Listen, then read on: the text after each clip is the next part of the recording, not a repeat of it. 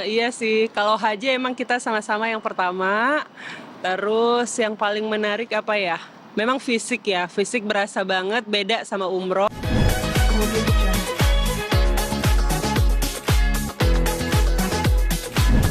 Waduh, Masya Allah, Alhamdulillah kita tahun ini dikasih kesempatan bisa berangkat haji yang semua serba dadakan. Jadi kalau boleh cerita memang haji tahun ini betul-betul dadakan.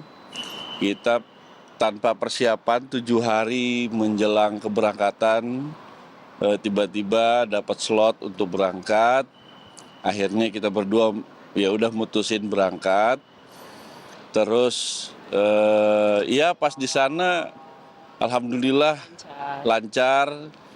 Cuaca memang super panas ya 51 derajat. Saya sempat sakit setelah di Arafah, ngedrop, meriang, batuk segala macem. Terus habis itu harus ke Mina kan, masih harus melaksanakan ibadah haji wajibnya. Iya pokoknya dikuat-kuatin dan alhamdulillah dikasih kekuatan. Memang cobaannya luar biasa ya, haji itu beda banget sama umroh. Betul-betul semua diuji kesabaran kita. Utamanya yang paling diuji kesabaran itu adalah saat di Mina. Jadi saat di Mina itu memang kelihatan bukan cuma kami doang, tapi semua orang diuji kesabarannya, mulai dari kita harus jalan kaki berkilo-kilometer, kemudian ada satu momen lempar jumrohnya itu rame banget. Nah terus sampai nggak dapat tempat tidur ya gitu karena saking over capacity-nya. Jadi ya udah ya kita jalanin aja dengan baik lah gitu. Nah, mungkin Kak Alisa sendiri sebagai istri, bagaimana tahun ini pertama kali ya kan Iya. suami untuk beribadah, mungkin Haji. pengalaman apa yang menarik? Iya sih, kalau haji emang kita sama-sama yang pertama, terus yang paling menarik apa ya? Memang fisik ya, fisik berasa banget beda sama umroh. Terus di sana juga musim panas, jadi berasa banget tuh. Jadi intinya apa ya? Mostly lancar sih, cuma emang harus banyak sabar banget, banyak sabar, banyak ikhlas, jaga-jaga apa ya? Jaga perasaan, jaga omongan karena ibadah ya. Jadi kita benar-benar inilah. Justru Alhamdulillah tapi teknisnya lancar. Justru kemarin tuh yang paling semangat dia. Wah, semangat ibadahnya luar biasa. Saya ngerasa kalah Iya. kemarin semangat ibadahnya. Waduh, Masya Allah. Saya udah ya mungkin karena drop juga sakit gitu ya. Tapi dia semangat banget. Nah itu yang akhirnya ngebawa saya untuk kuat, untuk semangat. Karena ngelihat semangat istri kan gitu. Padahal sebetulnya badan saya udah betul-betul capek dan ngedrop kan, memang saya demam, flu, batuk segala macam. Tapi ya karena alhamdulillah semangatnya istri jadi kebawa gitu. Berarti sakit demamnya itu setelah Arafah, Pak? Iya, jadi kan masih ada rangkaian. Jadi sebetulnya sebelum Arafah tuh saya udah berasa kan, tenggorokan udah mulai nggak enak gitu. Mungkin karena perbedaan cuaca kali ya, dari di sini 31 derajat gitu, ke sana tiba-tiba langsung masuk ke 46 awalnya gitu, sampai puncaknya di 51. Mungkin badan saya memang juga kurang siap kali ya gitu. Jadi saya tumbang duluan, habis itu istri baru setelah selesai rangkaian semua haji, baru dia ketularan gitu. Tapi saya duluan. Jadi gitu, apa namanya? Saya ngerasa kok kayaknya semangatnya kurang kurang gitu, mungkin karena saya ngedrop gitu. Tapi kadang lihat dia semangat luar biasa gitu, jadi kebawa gitu.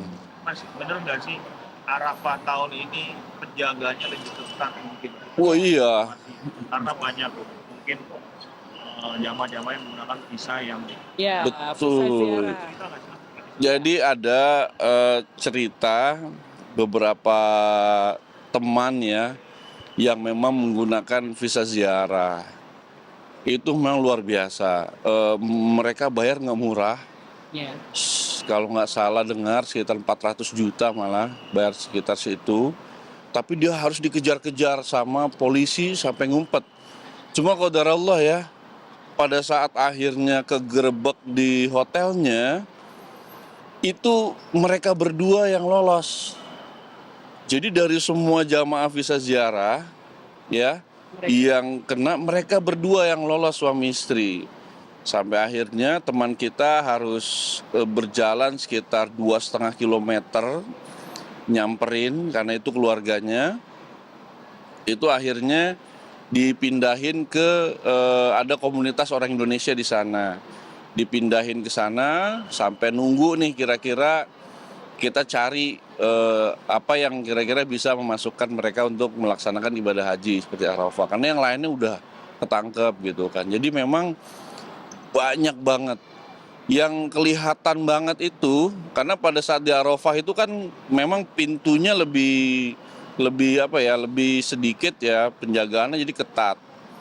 Terus saya lihat tuh ada beberapa video akhirnya polisi kewalahan karena jamaahnya kumpul sekitar ribuan gitu. Mereka pada saat sudah menjelang puncak wukufnya habis, itu mereka betul-betul maksa untuk masuk karena kan ibadah haji itu pada saat wukuf kan. Jadi mereka itu masuk, akhirnya polisi kalah, mereka masuk, ada yang dari pagar, ada yang dari jalanan seperti itu. Jadi memang betul-betul luar biasa. Nah, yang kelihatan banget itu banyak yang apa namanya non visa resmi, sama mereka kan nggak punya maktab tuh, itu di Mina.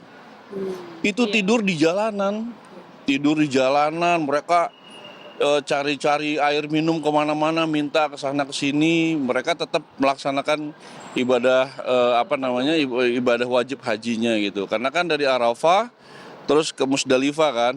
Memang pada saat di Musdalifah tuh udah kelihatan juga banyak banget yang tidur di bawah kan. Memang di Musdalifah seperti itu. Cuma kalau kita di Indonesia kan sudah pakai murur ya, jadi hanya berhenti sebentar, kemudian kita kembali ke hotel gitu supaya tidak terjadi penumpukan. Nah itu memang kelihatan banget gitu. Jadi jamaah yang ilegalnya memang banyak ya, yang non visa resminya. Tapi memang pada akhirnya itu menjelang berakhir lah. Waktu wukuf berakhir, akhirnya memang pemerintah Saudi ya udahlah kasih. Cuma dengan konsekuensi mereka tidak punya tenda, mereka tidak punya apa-apa. Akhirnya kan banyak yang meninggal, kalau nggak salah udah 1.200 orang yang meninggal dari seluruh dunia. Itu karena kena itu heat stroke ya, jadi kepanasan gitu. Memang panas banget gitu. Nah, Mbak Isma mungkin ada suatu kejadian unik nggak sih yang baru terasa ketika ibadah haji tahun ini, mungkin suatu hal apa gitu? Yang berasa ya, kemarin tuh kita berasa Mina hari kedua itu panas banget kan, panas banget. Hari pertama kita keluarnya sore sih, jalan jauh, lemparnya malam. Hari kedua itu kita keluarnya siang ya. Iya. Tapi kadar Allah banget tuh kita ngerasain ngelihat Mekah itu mulai mendung. Mina sayang ya. Iya. Mina mulai mendung, terus nggak lama hujan. Hujannya beberapa menit lah. Tapi tuh Masya Allah banget ya, selama ini saya ke Mekah atau Madinah tuh kan nggak pernah ngelihat hujan. Kemarin tuh kita ngerasain hujan sebentar di Mina. Jadi tuh kayak kejadian luar biasa ya. Kayaknya Allah tuh memang lagi panas banget. Tiba-tiba kita diademin sebentar. Diademin sebentar, terus nggak lama berhenti, panas lagi. Iya. Kita jalan lagi dalam keadaan panas. Jadi itu kayak, ya Allah, ya gitu ya, Masya Allah. Baru pertama banget lihat hujan di Mina, Mekah. Itu yang kemarin. saya nggak ngebayang ya, memang cuaca panas banget. Ada jamaah-jamaah haji kita yang di reguler itu kan hanya dengan kipas tanpa AC ya. Itu saya kebayang banget panasnya kayak gimana gitu. Makanya tadi ketika dikasih hujan itu betul-betul alhamdulillah banget gitu, kayak kita lagi aus banget tiba-tiba nemu air gitu 3 gelas gitu. Jadi Masya Allah, jadi memang banyak hal-hal yang apa ya, ketika kita haji itu cerita-cerita yang apa, kayaknya kita tuh betul-betul dikuatin sama Allah gitu. Apapun kondisinya, Kita ngebayangin ya, kalau kita di Jakarta itu belum tentu kita kuat. Tapi ketika di sana itu luar biasa. Pasti kita kuat gitu. Kayak contoh misalkan ada jamaah kita yang di hari kedua itu terpisah. Umurnya nggak muda lagi, udah tua. Kepisah rombongan mau balik ke tenda itu nyasar sampai 16 kilo. Hmm. Iya. Kita sudah mikir hilang nih.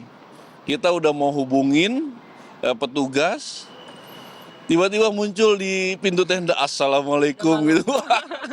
itu Masya Allah, itu ya. lega banget. Akhirnya kita sodorin tuh, kasih minum, makan apa gitu kan.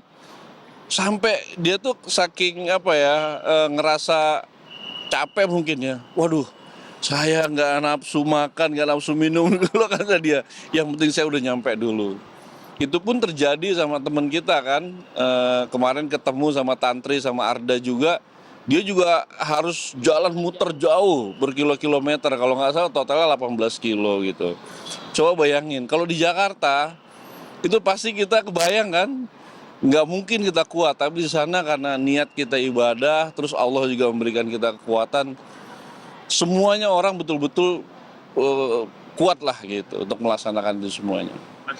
Mas, sebagai pejabat publik, kalau ditanya perihal masih ada ekonomi sejarah apa, karena dari antum sendiri apa sih yang harapannya pemerintah Ya, jadi lebih sebetulnya gini, pertama yang harus ditindak itulah travel-travel yang nakal.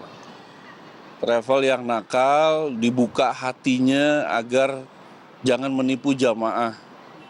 Karena jamaah visa ziarah yang tahun ini yang saya dengar, kemarin saya banyak ketemu, itu mereka bayar tidak murah. Minimal mereka bayar 300 juta sampai 400 juta, tapi mendapatkan visanya visa ziarah. Dijanjikan mereka bisa melaksanakan ibadah haji, itu sampai mereka itu ada komunitas di sana itu yang memalsukan gelang. Jadi gelang itu palsu. Iya. Padahal tahun ini itu udah nggak ada gelang, semuanya by system, by aplikasi kan, gitu. Jadi gelang itu sama sekali ya udah nggak berlaku. Memang tahun lalu pakai gelang. Nah saya berharap orang-orang yang seperti itu dibukakan hatinya tahun depan jangan lagi memanfaatkan orang yang ingin pergi haji, dimanfaatkan seperti itu. Nah dari pemerintah harus nge-track nih, ya kan travel-travel mana aja yang sudah melakukan itu betul-betul di blacklist semuanya, di blacklist lebih ketat lagi. Karena kan memang otorita untuk mengeluarkan visa itu bukan di pemerintah kita, tapi ada di kedutaan Saudi, gitu. Nah itu pemerintah kita harus bisa dapat akses. Berapa sih ada orang yang mengakses visa ziarah, sehingga bisa dimitigasi kan. Oh ini orang-orangnya yang meng-apply visa ziarah gitu kan. Nah biasanya visa ziarah itu di-apply itu jauh hari. Jadi sebelumnya gitu. Jadi memang mereka agak lama tinggalnya di sana dan itu di luar dari area yang memang ring satunya untuk jamaah haji. Jadi seperti itu. Itu bayangkan ya, satu travel itu kalau nggak salah kemarin kita coba bedah, itu bisa untung per jamaahnya untuk yang visa ilegal itu 150 juta loh. Ngerjain orang sampai kayak gitu. Jadi Sayang. visa ziarah itu sebetulnya sangat murah, makanya dikerjain lah. Nah untuk jamaah yang pengen pergi haji, ya jangan terlalu juga percaya sama travel-travel yang menjanjikan yang hal-hal yang tidak mungkin. Ya memang kita harus sabar menunggu, mudah-mudahan dikasih jalan sama Allah. Saya berharap mudah-mudahan pemerintah ke depan lebih ketat lagi, di-track lah siapa kira-kira yang meng-apply visa ziarah itu, jadi bisa dimitigasi seperti itu. Abang, postingan di Instagram anak ulang tahun itu saat kalian di sana.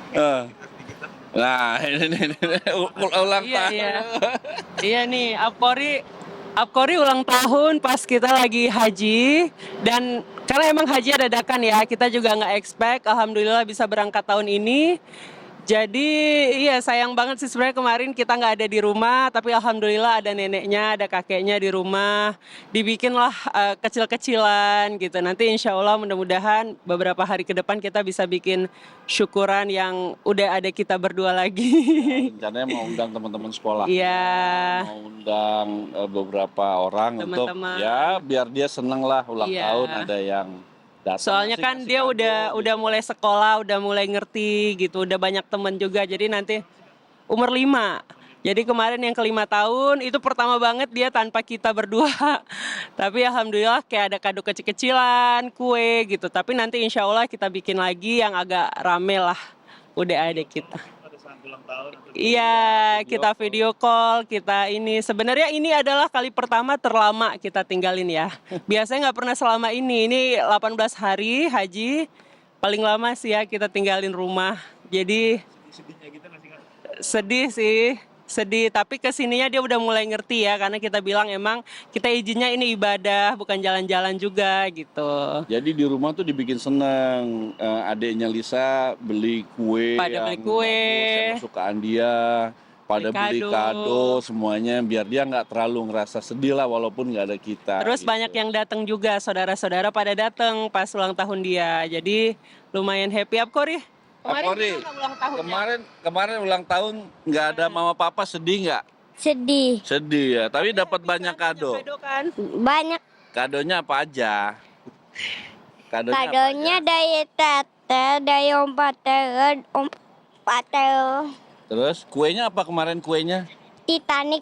Titanic. Seneng nggak? Lagi seneng kapal sama pesawat. Oh iya. Oke, nanti kita bikin lagi yang lebih besar ya.